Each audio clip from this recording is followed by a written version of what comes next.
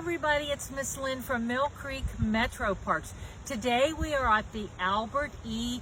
Davies Wetland Trail just off of West Newport Drive. We're at the very southern end of Lake Newport. Now, this wetland trail, it provides a habitat for a number of plants and animals, and it's about a quarter-mile trail. It's barrier-free. It's paved walkways most of the way with some boardwalks. And as the sign says, you don't need to get wet to go on the wetland trail. So we're going to wander along the trail and see what sights we can find.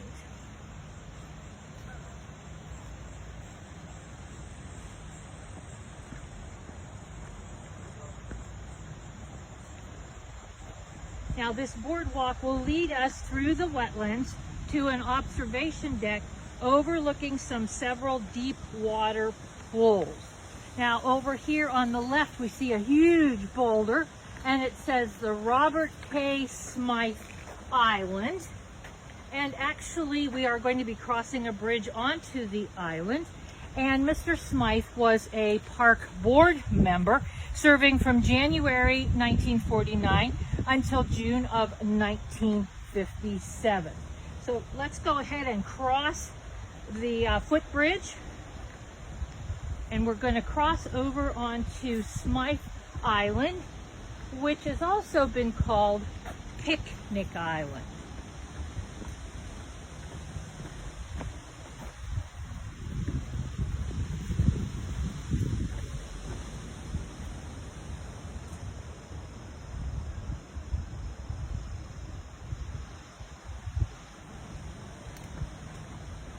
Now as we cross the bridge, you'll see a nice little picnic area with some picnic tables and some grills. And actually in this area, there's about 5 acres of man-made islands that were created during the construction of Lake Newport. Some of the names of the island include Willow Island, Muskrat Island, and Muskrat Island. Dr. Jim, I have a picture of what a muskrat looks like. A lot of people confuse it with a beaver, but look at the tail. You can tell there is a difference. And it's said that one winter, 200 muskrats were trapped on Muskrat Island. Another island was called Beaver Island. One was called Lost Island because the surveyors omitted to put it on the park map. They left it off. Circle Island, Larch Island because larch trees were planted there, and Picnic Island, which is what we're on right now, also known as the Robert K. Smythe Island. All but this island are inaccessible, and they're actually located where Mill Creek fans out before flowing into the developed wetland area. And the wetland area was constructed in 1996. Now if we stop here for just a minute and look around, we've got a variety of trees. Right here to our left we have some tulip poplar trees. And you can see the one little bit ahead of us is starting to turn bright yellow. So we'll get some pretty color from that. Okay, let's keep on going. See what else we can see.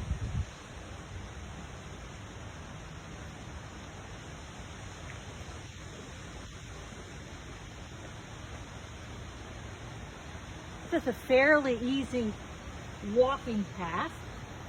And along the way, maybe we'll see some waterfowl and we might hear some songbirds. Maybe we'll even see a heron, or people have seen bald eagles, or maybe some osprey.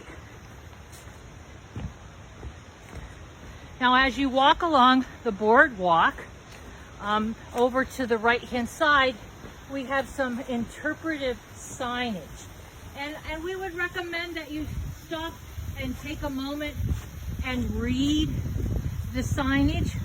Our graphics people have always done a really nice job with the interpretive signage, and it'll give you a little bit more information about the area and the park where you are at.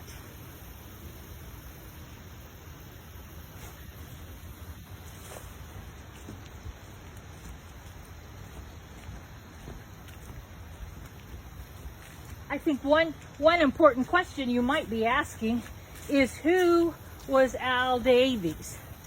And he was actually the 5th park superintendent, serving from 1936 to June of 1967. And it's fun to know that his career with the park started in 1916 when he was employed as a locker boy at the old East Side bathhouse on Lake Glacier. He later worked as a boatman, a lifeguard, and then as a recreation director. Another interpretive sign.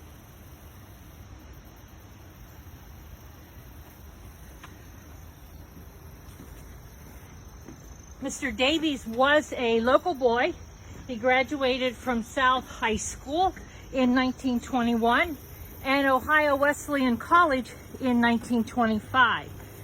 He taught physical education in Boardman schools from 1925 to 1927, when he was appointed the recreation director and police captain by the superintendent at that time.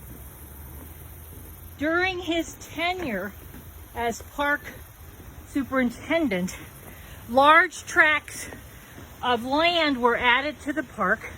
We actually went from 1,400 acres to 2,400 acres, which included the addition of the Wick Recreation Area and 7 parcels in the Hitchcock Woods area.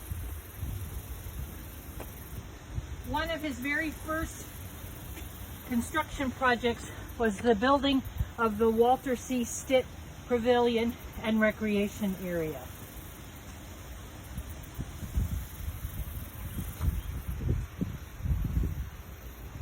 Interesting little story is that when Mr. Davies was superintendent, he was in his office one day and he had a visitor.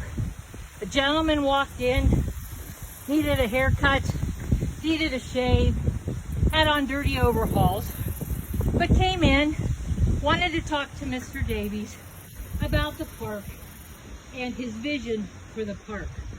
Well, evidently, the visitor was pleased with what Mr. Davies shared with him, because he went on to donate 7.5 acres of his family's property to the park district to create Fellows Riverside Gardens.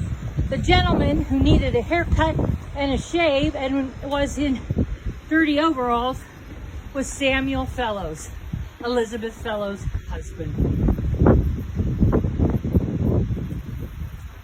So here we are at the observation deck at the end of the Albert E. Davies Wetland Trail.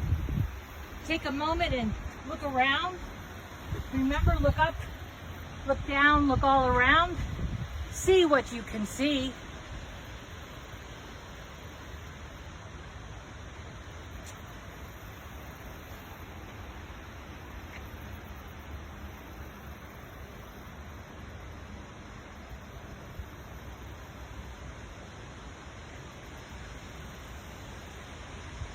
I would suggest you consider coming out here right before dusk, when the Canadian geese or Canada geese, I'm sorry, are coming in for the evening.